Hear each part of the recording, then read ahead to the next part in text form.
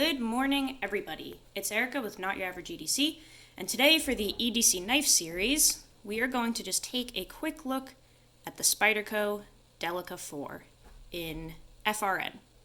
This is a knife that I recently got, but I have had this model before, so I haven't used the crewwear version here yet.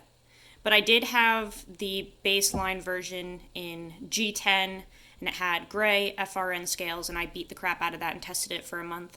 So I feel like we can just talk about the model in general here. So this is the Delica 4, and this is a great EDC knife. It's a really nice size, very lightweight, really sturdy lockup. This one has crewwear steel, so this is an exclusive from DLT Trading, but you can get them in all types of steel, all types of colors. They throw out exclusives all the time. You can get this basically in an infinite amount of versions. It's a very slim knife.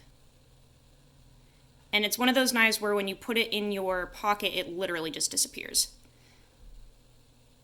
We do have a lock back here, so this is kind of old school and definitely not your fidgety knife at all. Going to be a slow roller when you open it, a little stiff until you break it in, and not really one hand opening and closing. You can open it with one hand, but closing would be a little dangerous in my opinion. Even if you're the type of person to open it up and then use like your leg to push it closed. Like I know some people do that on their thigh and push it closed, but it's a little snappy and it seems a little dangerous. So not really a one-hand operation knife. Let's go over some pros. So this knife is lightweight. It is very durable.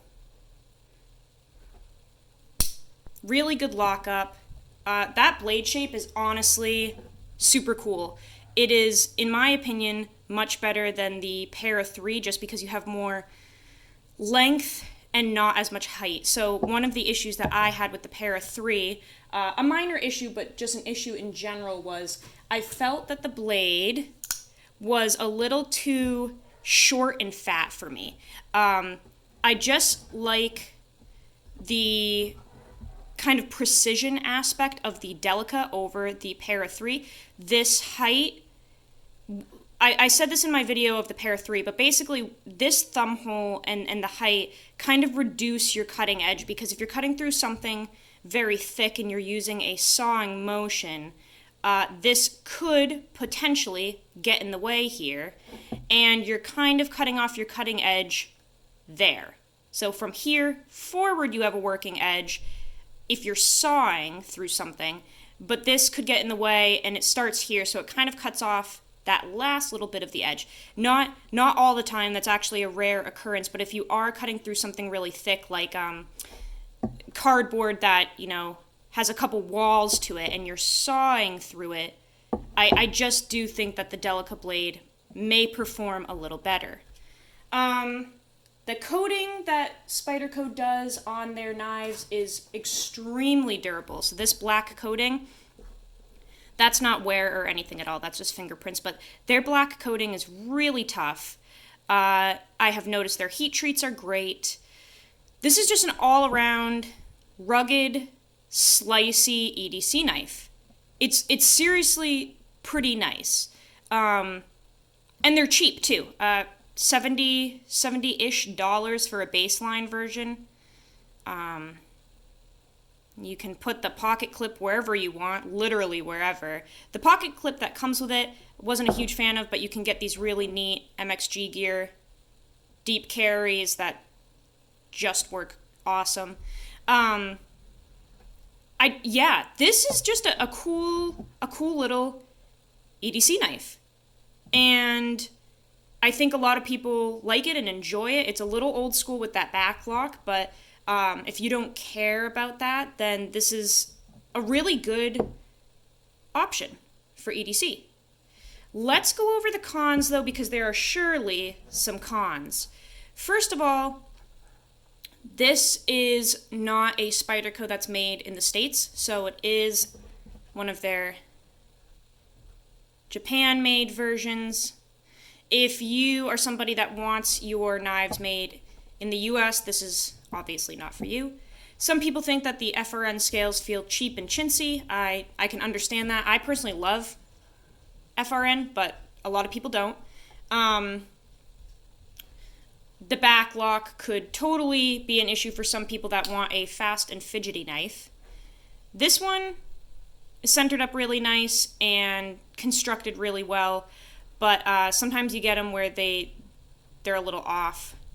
Deconstructing this knife is not the easiest.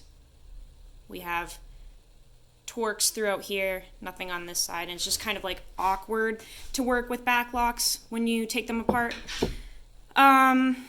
Okay, so my biggest cons though with this model is that, in my opinion, it's kind of like an overpriced gas station knife if you get the base model. So VG10 is a very soft steel. I broke the tip off of mine really easily. This blade is very, very thin, so this will be great for the normal person doing very simple, light EDC tasks, as in package cutting and cardboard cutting, that usual thing. But anything further, I'd be a little nervous because that is an extremely thin blade, and I did break the tip off of my old one.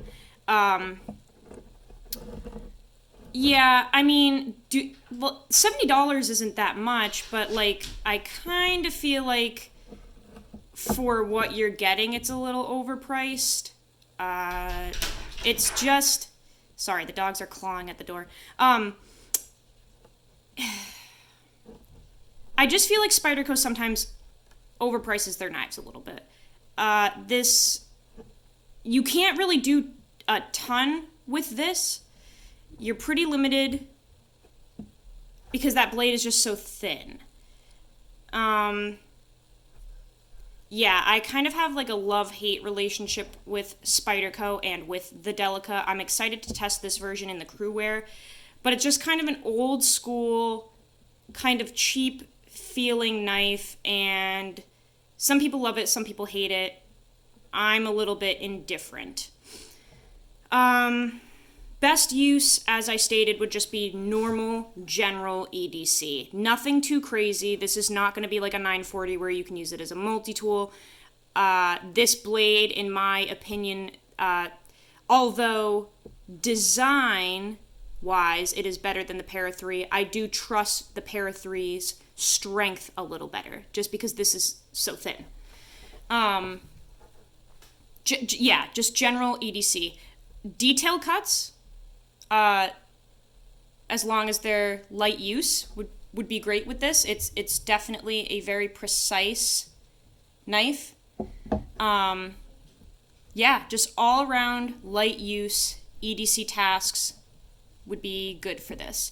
And sharpening, the VG10 was insanely easy to sharpen. I don't know about this crew wear yet because I haven't used it, but the baseline version, very easy to sharpen.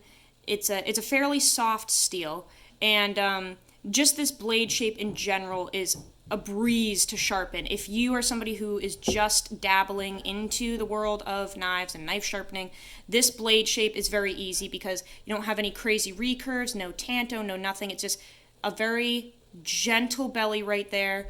It takes to the stone very well. This profile it lays on the stone really well, and it's very easy to work with, and with stropping. So I've noticed that some blade shapes, they're easier to kind of like roll around and mess up than others, but this one is really hard to mess up because it's so thin.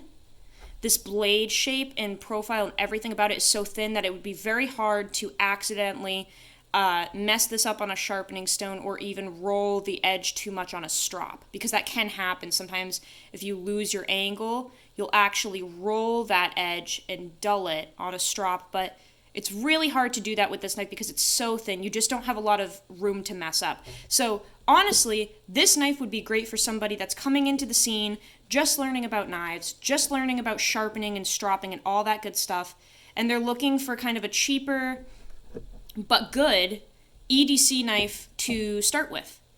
Because if you break this or mess it up, you can always buy a new one pretty cheap. They're so easy to find. They're always available. You can always go to Blade HQ or DLT or River's Edge and just pick one up. Like they're not really ever out of stock, which is good.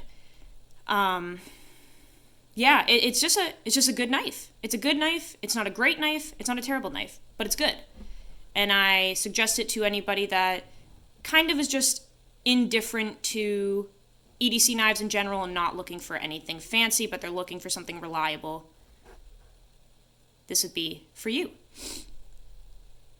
So yeah, that's kind of just an overview of the Delica. I know there's 8,000 videos out there on it, so don't have to say too much, but anyway, guys, hopefully it was informational, and as always, use your shit. Have a great day.